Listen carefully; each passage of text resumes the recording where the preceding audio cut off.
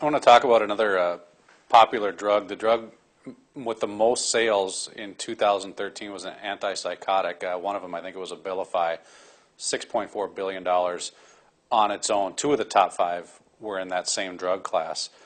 How concerning is that business has gotten so big? Well, it's extremely concerning, and if we take it back a step, if we drill it down a little more, what's of greater concern is that these drugs are on the rise. Now, we must assume that they're being prescribed prudently and that doctors aren't just willy-nilly prescribing these things, but the patients are presenting with real symptoms in real time that are bothering the patient. So what does this mean? This means that psychoactive illnesses, illnesses of, the brain chemistry, are on the rise. Well, what could possibly be causing this? Statin drugs, among other things, right? Plus fat-free diets, plus not enough raw materials for the central nervous system to function the way that nature intended it to. The greater question that needs to be asked here is, what is causing so many people to need psychoactive medication? And from our point of view, the main nutrients involved with funky, for lack of a better word, brain chemistry, minerals, trace minerals.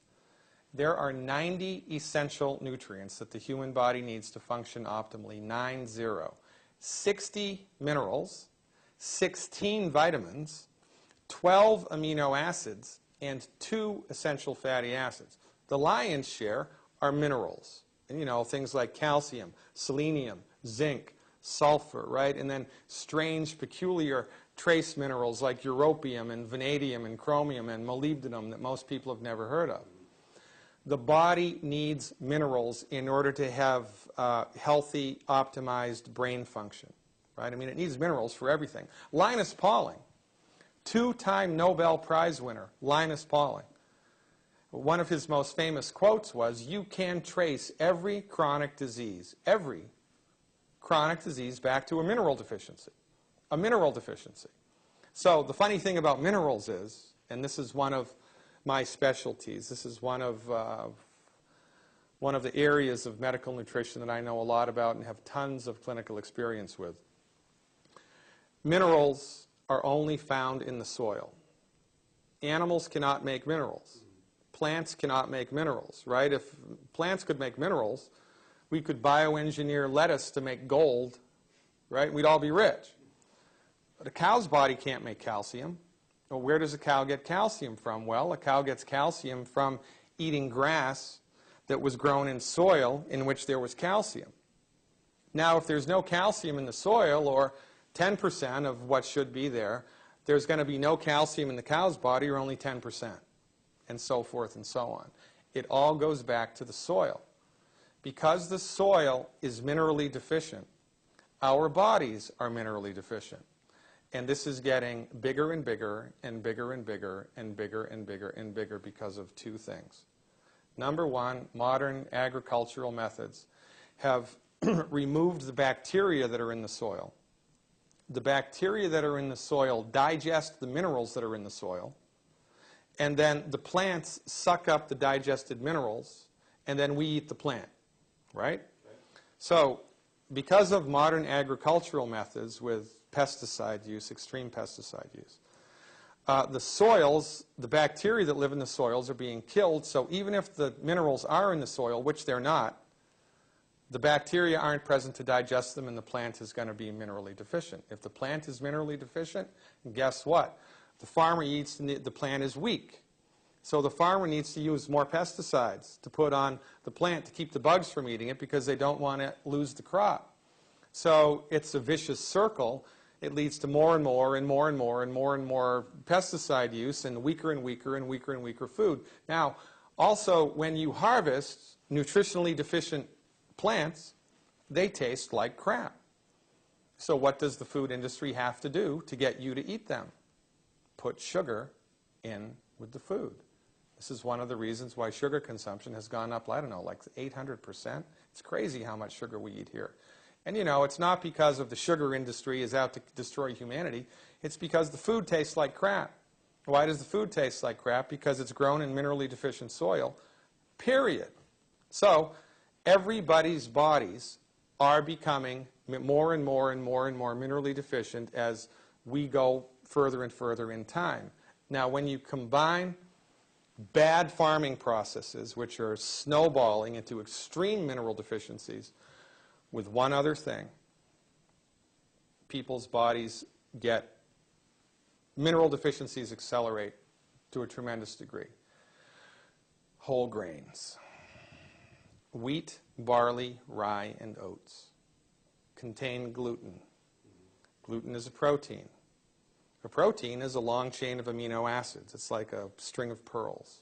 And it's the stomach's job to break that string of pearls, liberate the individual amino acids, which are essential nutrients.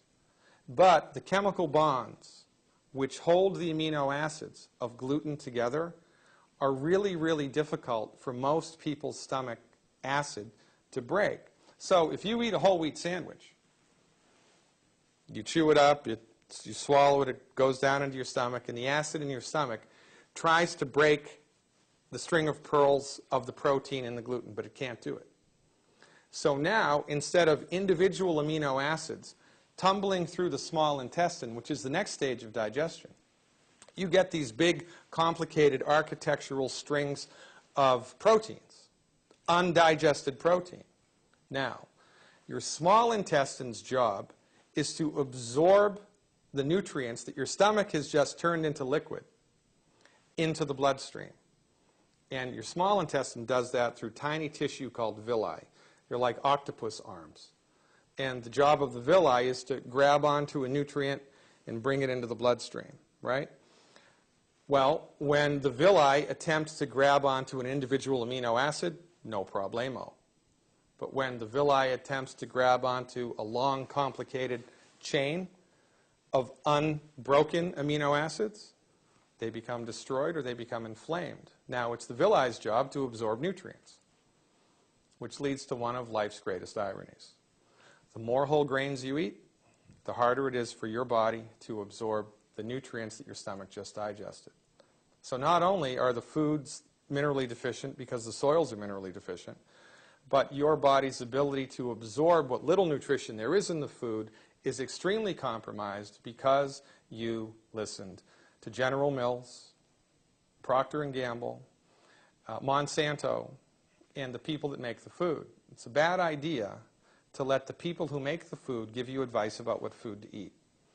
4 of the most dangerous foods on planet Earth: wheat, barley, rye, and oats. My recommendation for everybody 100% across the board, stop eating these foods completely for 4 weeks in a row. 4 weeks. 4 weeks in a row. 28 days. Then, on day 29, eat a lot of gluten. Have pancakes for breakfast, have a sandwich for lunch, have cookies and crackers, have pasta for dinner, and see how you feel. And as God is my witness, if you make it to lunch without something bad happening, I'll eat my hat. This is one of the most overlooked net negative health things in the country right now. This is a deadly combination of not enough minerals in the food, period, and then interrupting your body's ability to absorb what little nutrients there are. And this is why chronic diseases are accelerating, like autism, right? We believe autism is caused by bad nutrition in the blood of the pregnant mother. As the fetus is developing, it needs raw materials to make a brain, make a heart, make a liver, make a kidney. You can't make that out of pixie dust and air. The body needs 90 essential nutrients, 60 minerals, 16 vitamins, 12 amino acids, 2 essential fatty acids. But they're not in the blood of the mother because she's eating whole wheat cereal and skim milk and margarine and is avoiding salt like the plague. So, from the proper perspective, with all of the data points, it all starts to make sense. But because the MDs are trained in an old-fashioned, outdated, archaic, dangerous understanding of the human body, they completely miss all of the most important things. So their job, again, is not to fix the problem. You know, you can't fix a nutrient deficiency disease with a drug. You can manage it which is better than suffering from the disease, I guess. But it's better, don't you think, especially in the United States of America, to try to get to the root cause of what's causing the problem and fix it? And that's what we do. That's what the naturopathic profession does. And on my website, I have a membership site on my website. I have over 100 hours of archived health webinars that people can have access to as a member of my website that talks all about this stuff at length. You know, there's one of the most famous Old Testament sayings, my people are destroyed by lack of knowledge. Well, simple things that people can learn can make all the difference in their lives. And, you know, that's why I have a radio show. That's why I lecture as much as I do. And that's why I'm with you here right now. And by the way, I really want to give you a shout out and your company a shout out. People are suffering, and there has to be a reason, and the MDs don't have the answer. There is an answer, but the answer exists in this domain. And this is why what you are doing is so very important.